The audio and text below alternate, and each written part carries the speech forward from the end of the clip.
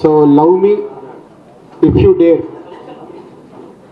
ఈ మూవీ గురించి ఈరోజు టైటిల్ అనౌన్స్మెంట్ కోసం మీ అందరినీ ఇక్కడికి పిలవడం జరిగింది. అలాగే ఆశిష్ మొన్నే మ్యారేజ్ అండ్ రిసెప్షన్ కంప్లీట్ చేసుకొని ఈరోజు తిరుమలలో శ్రీనివాసుడి దగ్గర కళ్యాణం చేసుకొని అక్కడ ఉండడం వల్ల ఈ ఈవెంట్కి రాలేకపోయాడు. పోతే మా అందరిపైన ఈ టైటిల్ అనౌన్స్మెంట్ ఇక్కడ చేయటానికి ఆశిష్ మీరందరూ ఉన్నారు కాబట్టి మీరు చేసేయండి అని చెప్తే ఈరోజు ఇక్కడ ఈ టైటిల్ అనౌన్స్మెంట్ చేయడం అండ్ మీకు మోషన్ పోస్టర్ ఇప్పుడు రిలీజ్ చేయడం జరిగింది. Love me if you dare ఇది మొదలవటానికి కారణం ముందు ఇద్దరు వ్యక్తులు, అదే నాగా అండ్ అరుణ్. నాగాతో నాకు ఎప్పుడో మా సత్యనారాయణ రెడ్డి గారు అబ్బాయి చిన్నప్పటి నుంచే దాదాపు చిన్నప్పటి నుంచి చూస్తున్నాను. తను అన్నపూర్ణలో వర్క్ చేస్తూ స్క్రిప్ట్ సైడ్ అవి వర్క్ చేస్తూ వాళ్ళ దగ్గర వర్క్ చేస్తూ ఉన్నాడు. సడన్గా ఒకరోజు వచ్చి సార్ నేను ఒక స్క్రిప్ట్ చెప్పాలి అని అడిగాడు. స్క్రిప్ట్ అంటే దేనికి డైరెక్షన్గా అన్నా, కాదు సార్ ప్రొడ్యూస్ చేయాలి అన్నాడు. అదేంటి నువ్వు ప్రొడ్యూసర్ అవుదాం అనుకుంటున్నావు అంటే అవును ఇట్లా నేను నా ఫ్రెండ్ ఒక స్క్రిప్ట్ చేశాం సార్ అది వినాలి అంటే అప్పుడు అరుణ్ని నాకు ఇంట్రడ్యూస్ చేయడం జరిగింది. సో అరుణ్ అడిగాను ఏమేమి సినిమాలు చేసావని. నేను ఇప్పటివరకే సినిమా చేయలేదు సార్ నేను, మళ్ళీ నాకు బ్లాంక్. కానీ నేను ఇట్లా 3 నవల్స్ రాశాను సార్.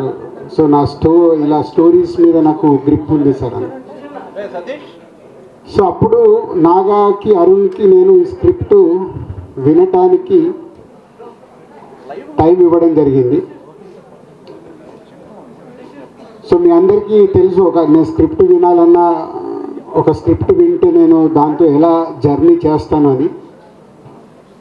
ఆ స్క్రిప్ట్ విన్న రోజు ఈ love me if you dare నాకు ఎప్పుడో ఒక 20 years వెనకకి వెళ్ళిపోయాను.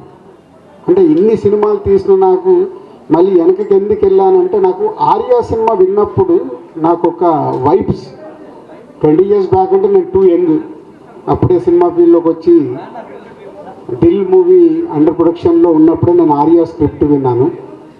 20 years తర్వాత ఒక స్క్రిప్ట్ నన్ను విన్న తర్వాత ఒక న్యూ ఏజ్ ఫిలిం నన్ను హాంట్ చేస్తూ ఉంది. సో వాళ్ళిద్దరికి అదే చెప్పాను, అంటే కొత్త వాళ్ళు బాగా రాశారు, ఎలా అనుకుంటున్నారు ఏంటి అంటే మాకు బాబు సైలెన్స్ అమ్మా, సైలెన్స్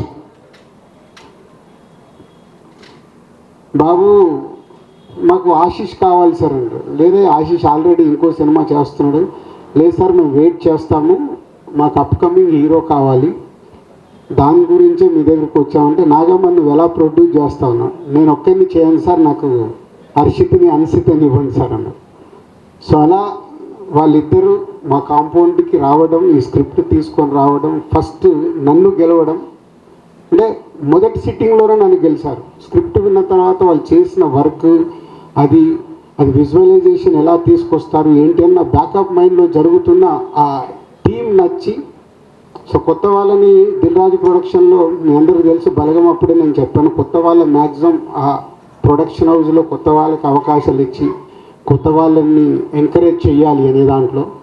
సో అలా వాళ్ళిద్దరూ స్క్రిప్ట్ ఓకే చేసుకోవడం, తర్వాత ఆశిష్కి కానీ హర్షిత్కి అన్సితకి శిరీష్ గారికి అందరికి స్క్రిప్ట్ చెప్పి నాలో ఏదైతే ఫీల్ అయ్యానో స్క్రిప్ట్ విన్నప్పుడు అందరిలో అరే బాగుంది డిఫరెంట్గా ఉంది, బాగుంది డిఫరెంట్గా ఉందని ఫీల్ అయ్యాము. అప్పుడే ఈ love me if you dare project lock చేశాం.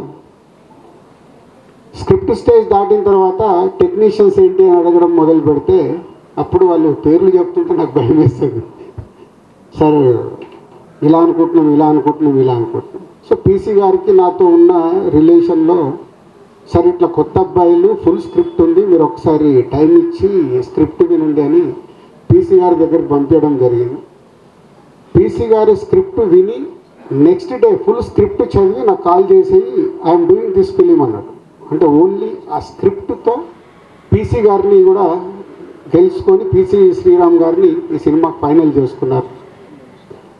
అలాగే మ్యూజిక్ గురించి డిస్కషన్ వస్తున్నప్పుడు మళ్ళీ కీరవాణి గారి పేరు చెప్పారు. కీరవాణి గారి పేరు నీకేమన్నా నాది ఇలాగే అన్నాను, నాగా ఏం ఆలోచిస్తున్నావు నీకు తెలుసా, బాహుబలి, త్రిబుల్ ఆర్లు ఇలాంటి సినిమాలు చేస్తున్నారు. నెక్స్ట్ రాజమౌళి గారిది, మహేష్ బాబు గారి సినిమా ఉంది, నువ్వు కీరవాణి గారిని అంటే, సార్ పీసీ గారిది ఎలా అయితే ఒక ఛాన్స్ ఇప్పించారో ఒక్కసారి మాకు అపాయింట్మెంట్ వస్తే చాలు సార్ అని నేను అడగలేదు. వాళ్ళే అప్రోచ్ అయ్యి కీరవాణి గారి దగ్గరికి వెళ్ళి కీరవాణి గారికి కూడా స్క్రిప్ట్ ఇచ్చి, కీరవాణి గారు స్క్రిప్ట్ చదివి, మళ్ళీ నేను అసలు మాట్లాడలేదు కీరవాణి గారితో, వాళ్ళే అప్రూవల్ చేసుకొని వచ్చి అగ్రిమెంట్ తీసుకొచ్చి సైన్ పెట్టమన్నారు.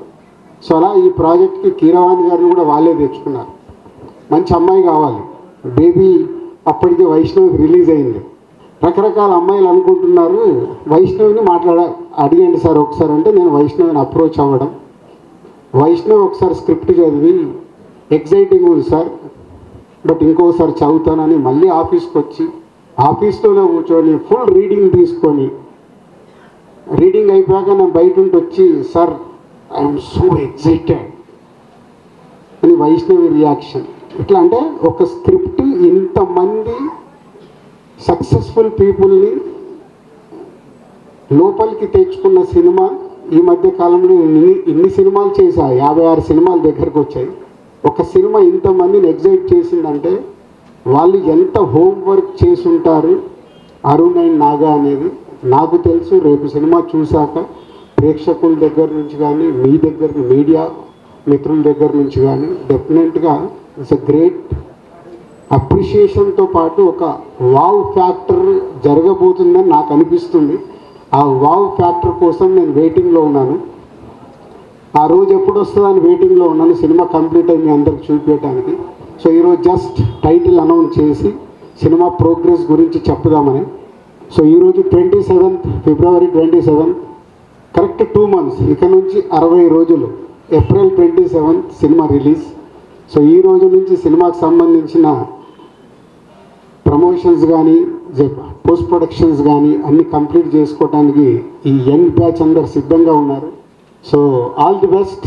నాగా అండ్ అరుణ్ బలగం తర్వాత అన్షితాకు వేరే సినిమా రెడీ కావాల్సింది, అది డిలే. ఈ సినిమా వాళ్ళకి సెకండ్ ఫిలిం అవ్వడం, అలాగే ఆశిష్కి కూడా వేరే సినిమా రెడీ కావాల్సింది, ఈ సినిమా రెడీ అవ్వడం, ఏదో అన్ని కోఇన్సిడెంట్గా నాకు ఆర్యాకు ఏదైతే జరిగిందో ఈ సినిమాకు మీ అందరికీ అలా జరగబోతుందని నాకు వైబ్స్ అనిపిస్తున్నాయి. ఆ వైబ్స్ నిజంగా ఏప్రిల్ 27 ప్రేక్షకులు కూడా రియాక్ట్ అవుతే మీ లైఫ్లో ఇది ఒక గ్రేట్ మెమొరీ, మంచి సినిమాతో పాటు మీకు ఒక మంచి మెమొరీ కాబోతుంది మీ యంగ్ బ్యాచ్ అందరికీ నమ్ముతున్నాను. So all the best whole team. So journey చెప్పగలిగాను. ఇంకా సినిమా వాళ్ళకి చూపించినప్పుడు, రేపు టీజర్ చూసినా, ఈ సినిమాకి సంబంధించిన కాంటెంట్ చూసినప్పుడు డెఫినెట్గా మీడియా మిత్రులు వాళ్ళకు నచ్చితే, ఒక మీకు బలగం సినిమాని అయితే ఎలా ఎంకరేజ్ చేశారో ఈ సినిమాను కూడా ఎంకరేజ్ చేస్తారు. వాళ్ళకి ఆ కాంటెంట్ నచ్చితే నచ్చుద్దని 100% నేను నమ్ముతున్నాను. సో అది వాళ్ళు చూసే వరకు ఇంకా మీరు వెయిట్ చేయాలి. 60 days count down. April 27th ఈ సినిమా థియేటర్లోకి వస్తుంది. కలుద్దాం. థ్యాంక్ యూ రాజు గారు. Thank you so much. And Harshit గారిని మాట్లాడాల్సింది